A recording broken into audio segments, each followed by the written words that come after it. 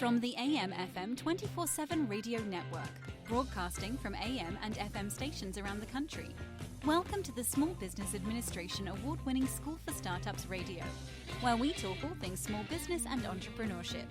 Now, here is your host, the guy that believes anyone can be a successful entrepreneur, because entrepreneurship is not about creativity, risk, or passion, Jim Beach. And welcome back to School for Startups Radio. Again, thank you so much for being with us today. I am very honored and excited to introduce you to my first guest today. Her name is Susan Solovic, and she is the, in capital letters, small business expert in the United States. She is a around-the-world keynote speaker, New York Times best-selling author. She has been on all of the media, including Fox, Wall Street Journal, AT&T Business Circle. She was also a one-time ABC News small business contributor, and she has been featured on PBS with a TV show called Reinvent Yourself Now. Her book, which is still selling tremendously well, that she's the best known for, I think, is It's Your Biz, The Complete Guide to Becoming Your Own Boss. Susan, thank you so much for being here. How you doing today? Well, thank you. It's my pleasure to be here. And boy, you made me sound really good there. Well, you know, I hate to say it, but once you pass 30 years old and have accomplished as much as you have, your resume is pretty impressive, you know? Well, thanks. I always tell people I'm still trying to figure out what I want to do when I grow up. So. Well, I can relate to that, too. But that's the joy of being an entrepreneur. You get to change every 3 or 4 years, right? You do, absolutely. And I've certainly had some interesting career paths and loved every minute of it. And that's why I love what I do now. And that's really helping small businesses not just get off the ground and, you know, build an okay business. I want to help small businesses build outrageous success. Well, I love it. I love it. Were you a lemonade stand kid? Did you start off wanting to be an entrepreneur? I know you went to law school, which is, in my opinion, the exact opposite of being an entrepreneur. What about your past? Did you want to be an entrepreneur from the beginning? I always, from the time I was a small child, was always figuring out ways to make money for myself, and actually started my first official business when I was 15. But my parents, you know, they had been in business for themselves, probably where I got some of that, and they really wanted me to go to college and have a nice corporate career and, you know, retire in 40 years with a gold watch and that sort of thing. So I started out in that direction, did work in the corporate world for a while, and just really didn't fit in there very well. So in my late 20s, I started an advertising and PR agency, and we really did very well. We were actually sort of a virtual team before virtual was a buzzword, and got up to about $1 million or so in billings, but my biggest client went bankrupt, and it was about 90% of my business. And so I had to close up shop. I went back to the corporate world for a while and learned I call it my very expensive MBA, because I learned how important it is to diversify your business and to never let one customer really eat up all of your bandwidth. So while I was back in the corporate world, I went to night law school, and I really only practiced law for a short period of time. I loved law school, did not like the practice of law, but it's a great education to have for business, certainly.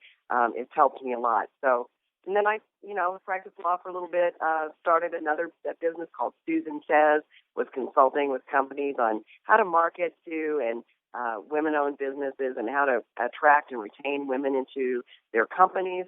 And then the opportunity to buy the domain name sbtv.com, small business television, came along. I bought that domain. I'd also worked in television. So I bought the domain, found a couple of business partners who had some skills that I didn't have, and we hit it out of the park. We built one of the first video sites on the internet. And as you said earlier, you know, every few years you get tired and you want to go do something else. And at the end, we started that business in 2003. At the end of 2009, I was ready to move on and let my business partners and some investors buy me out. And that's my story. I'm sticking to it. Well, you should. It's a fantastic story. What is it about entrepreneurs that makes them want to do something new every 4, 5, 7 years, whatever their particular number is? Is it the fact that we're builders, not runners, that we once it's built, we get bored? Do you think it's that simple, or what do you think it is? I think that's a lot of the truth about it. I think that the challenge of the growth, the development, the startup phase, that's what gets us going and gets us all jazzed up. When a company gets to a certain size, and then you have all the operations and the detail and the day-to-day just things that have to get done for a fairly large company, it does. It's boring to us. We like the chase. And I'm certainly that way. And, I think when my company got to that size, I just said, I don't want to do this anymore. It's not fun. Life's too short not to have a good time. But entrepreneurs tend to be creative, and it's seldom that an entrepreneur who is the founder of a company, when it reaches a certain level, is actually the person who should be the CEO. You need a person who has more operational skills and strategic skills than an entrepreneur probably has, in most cases. There are certainly exceptions to that. Right. Well, we look at Bill Gates. He seemed to run his company pretty well. Anyway, that's true. What is the most important thing that entrepreneurs get right in the first 2 years of the business? What do you want them to focus on and make sure, more than anything else, that they get that one thing nailed? I really think it's important for entrepreneurs to make sure that they have defined something unique, a value proposition, and not just a marketing spin. I mean, a really true, innovative marketing position. And it doesn't mean that you have to reinvent the wheel or come out with some great new product, but you want to give the market some reason to change their buying habits. If you just start off and you just do the same thing everybody else does, even though you say I'm the best or we have the best customer service, if you're doing just the same thing as everybody else, you're nothing more than a commodity. So you're constantly competing on price, and that's why small businesses struggle so much. But if you can just tweak it, if you can find that one simple thing, that just a noticeable difference that people can always only get from you and your business, then that's going to give you a real competitive edge. So you have to be creative. You got to be willing to try new things, and you really have to listen to the marketplace and listen to what people are telling you and customers are saying.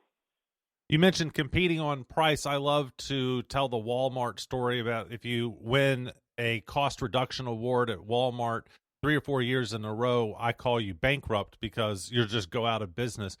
I think that small businesses should almost never compete on price, always compete on, as you said, uniqueness and some ability. Do you agree? Do you think that us entrepreneurs should be price driven at all, ever? And again, there's exceptions. No. You're never going to win at that price game. You're just never going to win because there's always someone out there willing to do it for less than you. Or if you do have those bargain basement prices, people don't really see you as valuable. And you're going to be working like a dog, and you're going to be making 10 cents an hour. Really, on average, entrepreneurs work like 52 hours a week. And I was just reading where non-employer entrepreneurs average about $44,000 a year in revenue. That's a lot of work for $44,000 in gross revenue. So if you can define your value, you can get and charge higher prices. And honestly, if people will pay the price for something they value, and I always use the example of Apple computers because in the height of the recession, where the Apple store is in my neighborhood is in a shopping mall, you could go into that shopping mall and it was dead, except at the Apple store. And people were really spending money. Now, why were they spending money? Because they value those Apple products. They have loyal fans, and you know what? They're willing to pay the price. They could get a cheaper computer. They could get a cheaper, iPad or whatever, but they went to the Apple store and spent their money. That is a very good example. I am one of those people, and my wife just teases me nonstop, but I just like the fact that they work. So something about their model is very, very compelling. Right. I agree. What about mistakes? Yeah. What mistakes do you see entrepreneurs making again and again and again? They lose focus. Well, there are two, if you don't mind. They lose focus.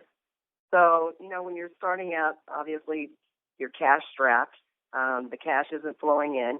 And so, you might see another direction to go or a way to provide a product or service. And it's not really synergistic with your core business. But, hey, you're thinking, what the heck? I need the money, right? So I've seen that happen too many times. And they get so off track that they've almost lost their entire core business. So you really need to pick a lane and stay in it. Now, not that you don't need to, evaluate that on a regular basis, and it may be that you have to tweak it, or it may be that it's not the right lane to be in at all, and you want to switch, and that's fine, but you need to pick a lane and stay in it. The second thing is to truly understand your financials. And a lot of entrepreneurs, they're good at delivering the product or service that they have, but they really don't have a good grasp on their financials. And, I think that what happens is, they forget to really know how to calculate and price and understand profitability and cash flow. And, they get themselves in trouble, and all of a sudden, they're out of money, and they don't understand why. All right. One of the buzzwords that I always laugh at is pivot. I just think that's a really great euphemism for we screwed up really badly. Yeah. Talking about staying in the lanes, how do you put those two ideas together? If I should stay in the lane, how long should I stay in my lane before I do pivot? When is it acceptable to pivot? What signs should I look for to find if my lane is going to end all of a sudden or go off the cliff? You understand what I'm asking? Sure, and that's going to vary greatly in every situation. So, and it's not science, but I think if you stayed in your lane and you have focused on done the things that you should be doing, marketing, identifying your customer and client, the ideal customer and client, and it's still not working, and you're struggling, and it's like trying to jam a square peg into a round hole, then that's when you say, you know what? Obviously, my idea and my business model isn't working out here. How can I make adjustments to meet the market demand? So I think that's kind of the clue. You can't force it, and if it's just not working, then you need to, as you said, pivot. But that's the great thing about a small business. We have the flexibility to try things, and if it doesn't work out, you go, you know what? I'm going to switch gears a little bit, change lanes, and I'm going to either modify the business model or move in an entirely different direction. Is there a time frame that we should stay in our lane before we start thinking about pivot? Should we give it 6 months, give it 3, 9 months, whatever? Is that a fair rule? I think that the rule of thumb is that the first year you're going to lose money, and the second year you're going to hopefully break even.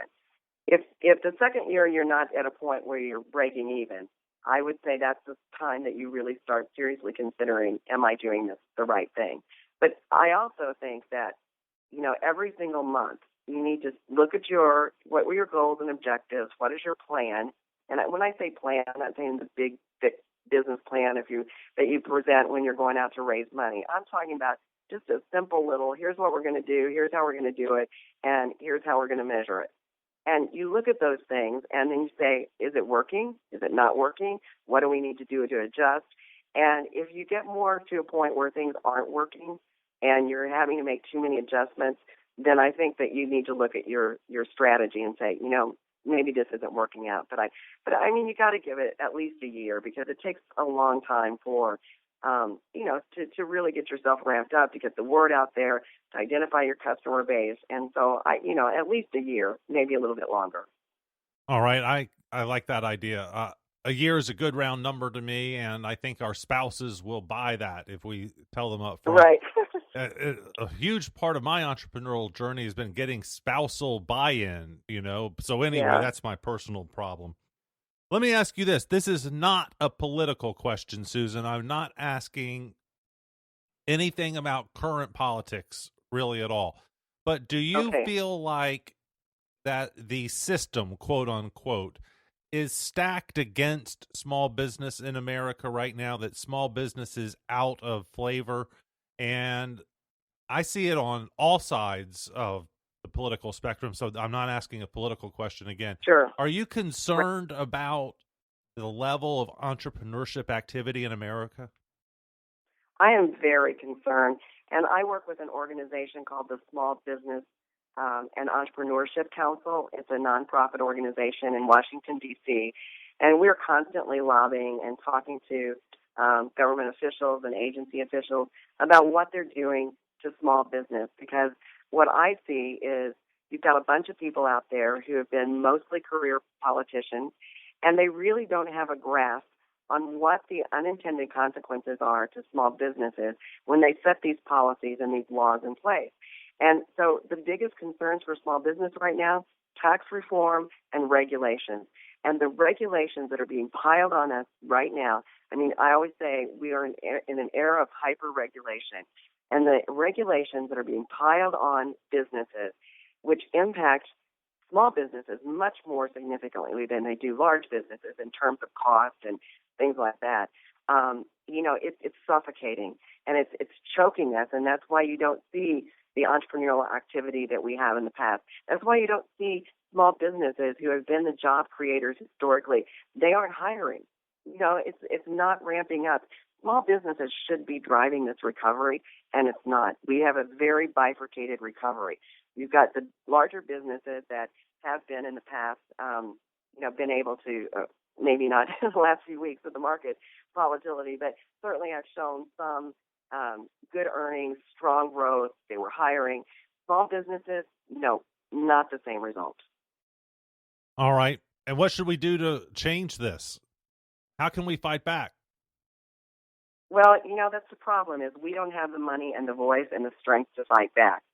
And, until we get some people in government who understand business, and I mean truly understand business, have run businesses, I think it's going to be a tough sell. I also think, we've got to get, my personal opinion, we've got to set term limits on our congressmen and our senators because they do. They sit there and they're growing dust on themselves.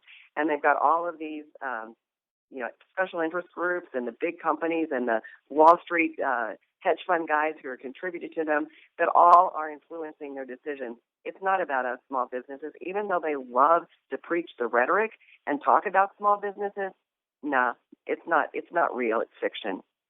I live here in Georgia, and there's a law in Georgia that ice cream that is made for the consumer market must be packed by a $1 million machine. You cannot make ice cream in Georgia, put it into a pint container with your hand, and sell it. That's illegal. And, of course, if you study it, you find out that the big billion-dollar dairy that we have here in town got that law passed, and you wonder why, just to protect them from small business. And it's so frustrating. It just, that's the stupidest law I've ever heard of. It's not more sanitary that way. No, it is. And thank goodness Ben and Jerry didn't live in Georgia, right? That's right. That's right. Yes. Yes. Yep. And so what really bothers me too is I'm up here on Fox Business a lot to talk about small business issues. And I was on not too long ago with a gentleman who was attacking me saying about overtime, the new proposed overtime to raise the threshold of $50,000 a year to be eligible for overtime, and of course the increase in the minimum wage. And he said, "Well, you don't believe that people should be paid a fair wage for their hard work, and you don't believe this?" And he was just attacking me. And I said, "You know what?" I said, "Let me tell you what.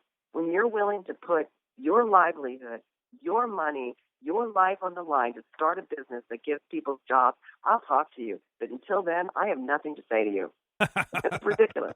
I love it. One of the things, especially early in your entrepreneurial career, that you devoted yourself was helping women in particular. Do women still need extra help entrepreneurially? Have they caught up? What are the barriers to true entrepreneurial equality between the sexes? It's getting a little better, but it's not there yet. And so there are some systemic biases against women in business that are certainly, existent. And I think if you look at venture capital, which is something that's needed for really rapid startup growth, you have a situation where women get a very, very small percentage of that. I mean, I honestly raised venture capital for my last, the internet company, and I was really an anomaly because, first of all, I was leading a technology-based company, which you don't see very many women doing that. Secondly, I was from the Midwest, not Silicon Valley or the East Coast. And thirdly, I was a woman. So it was really an anomaly for me to be able to do that. And I was fortunate to go through some boot camps to really understand the process. But what I find when I work with women, and I wrote a book called The Girl's Guide to Building a $1 Million Business, because after I had done it a couple of times, I thought, I don't understand why more women aren't doing this. But there are also some sociological issues that go on with women. For example, many women don't want to discuss money, and they think that it's unfeminine, so to speak, to really want to make a lot of money, and so they settle. And my thing is, I just gave a speech in New Orleans, and it was titled "The Girl's Guide to Making $1 Million Business." And I got the audience revved up, and I said, I want you to stand up, and I want you to shout out that you want to make a lot of money. Because if you're not in business to make money, then go volunteer, start a nonprofit. But you're going to work too hard and too long not to build the wealth that you deserve. What about this? I think that men are better braggers than women are. Men have no problem tooting their own horn, whereas women are more reserved and honest. I think that the exaggeration from a woman is much, much less than from a man. And therefore, they're at a entrepreneurial disadvantage because in entrepreneurship, you need to be tooting your horn because no one else is going to toot it for you. Do you agree with that? Do you agree that men are pigs, basically, Susan? I think, if you look at it in general terms, men are much more inclined to go out there and boast about what they've done, where, women think that their work should speak for themselves. The other thing that I've found is women often don't ask for the opportunity or ask for the big sales or big deals. I did some consulting for a major financial firm to try to get more women involved in, as an investment counselor, brokers. And the attrition rate is very high for women who enter that field. But they have a lot of great qualities for it. They're patient, they're good communicators, they're great teachers, they're great relationship builders. And so, but when it comes to asking for the sale, for closing the deal, Mr. Prospect, if you have $10,000 to invest today, here's what I think you should do. Are you ready to sign on the bottom line? They don't do it. So, right. They're just, yeah. So, if you find a woman in that field who's good, they can make a lot of money. It's just a tough scenario for the majority of women. Susan, I greatly appreciate your time and sage advice. How can people learn more about you, follow you on social media, that kind of thing, please? So I'm on Twitter all the time. I'm at Susan Solovic, and Solovic is spelled Solo, V as in victory, I-C, so like solo and Vic, Susan Solovic. I'm on Facebook, SusanSolovic.com, Facebook, and my website is SusanSolovic.com. I have a new initiative, which is called the Small Biz Expert Academy. It's a membership website where I train and help businesses really accelerate their growth. So it's just www.smallbizexpertacademy.com. Fantastic. Susan, thank you so much for being with us today. It's been a pleasure and our honor. Well, my pleasure. Thank you for reaching out to me. And I think you reached out to me via my website. Is that correct? I think that it was on LinkedIn where I found your email address, and then I studied your website, and I think I've actually given a copy of your book to my wife 3 or 4 years ago, who started her first business 3 or 4 years ago, and so I'm so proud of her for. She works listen to this, Susan, works full-time, has a 50-hour-a-week job. She cooks dinner for me every night. We have 2 babies, and she's running a business that makes $60,000 a year in profit, and she has time to, for us to have babies, to, get pregnant and stuff. So I couldn't be more proud of her. She's a Wonder Woman. She's the definition of superwoman. Absolutely. I agree. For you. Yep. Oh, I'm a lucky man to be married to her. Yes, you are. And I have a great husband who supports me in everything I do. So it's very important to have that kind of support. Yeah, I'm on my second marriage now, Susan, and I have to think that having a great entrepreneurial spouse is 18.7% of the success formula. What do you think? Is it 18.7, higher or lower? I think it's probably even higher than that, because if you don't have that support, whether it's your husband or domestic partner, or even your kids play a part into this, and you've got babies, so you don't have to worry about that just yet. But I think because you work so hard and so many hours and are so consumed for oftentimes that you really find that you're sacrificing certain things with your family. And so they have to be on board with that, because if they're not, it's just going to be one more stress level that you have to deal with that can impact your success. I agree. Susan, thank you so much for being with us today. Thank you. Appreciate the opportunity. All right. Taking care of business.